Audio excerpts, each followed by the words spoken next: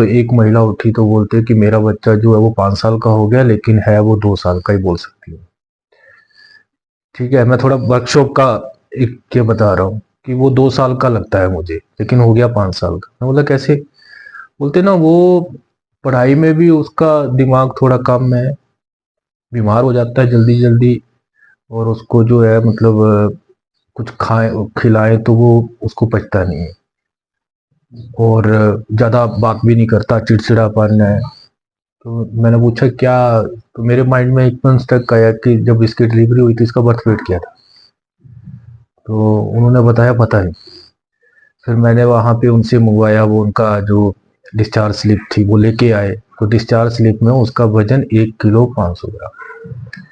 ठीक है। और जो एमसीपी कार्ड उसका फिर ढूंढा गया, जिसपे वो उसका पूरा ट्रैक चलता है, कि उसमें उसका वजन लिखा गया था 2 किलो 335 ग्राम। ठीक है। तो जब वो मैंने वो देखा तो उसमें समझा तो क्या हुआ कि अब वो उसमें क्या हो रहा है कि उस पूरी फैमिली में हर तीसरे दिन बीमार हो जाता है वो। अब वो उसका डॉक्टर के पास खर्चा है, उसका इतना बढ़ गया उसके ऊपर। अब वो पूरी फैमिली उसकी केयर के लिए कि अगर उसको थोड़ी सी ठंड हो जाएगी तो बीमार हो जाएगा।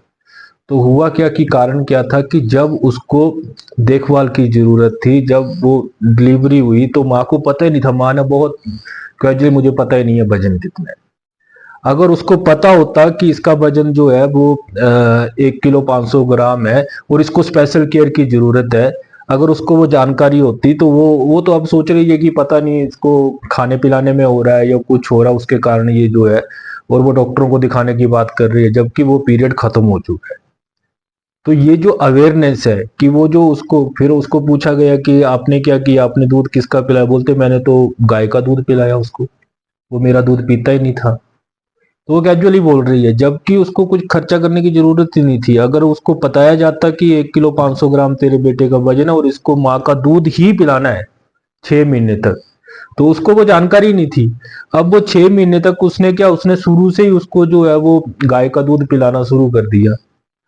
अब वो पूरी फैमिली सफर कर रही है, क्योंकि एक आदमी उस बच्चे को देखने के लिए हर वक्त चाहिए, कभी भी बीमार हो सकता है। तो मैं ये वर्कशॉप का कंटेंट बता रहा हूँ कि इसीलिए ये वर्कशॉप जो है ये ऑर्गेनाइज की गई, कि ये जो नॉलेज है, बेसिक जो नॉलेज है, जो अवेयरनेस है, वो लोगों में नहीं है कि हम सही टाइम पे क्या हम प्रिकॉशन ले सकते हैं।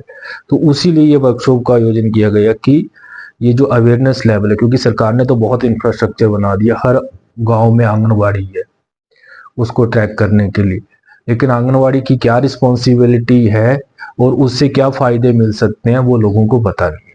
तो उसी गैप को पूरा करने के लिए वर्कशॉप जो है वो हमने ऑर्गेनाइज की, पर उसके लिए हमें होमवर्क करना था, क्योंकि हमें पता करना था कि ग्राउंड में क्या क्या गैप्स है। तो उसके लिए हमने सर्वे किया, 8 महीने हमने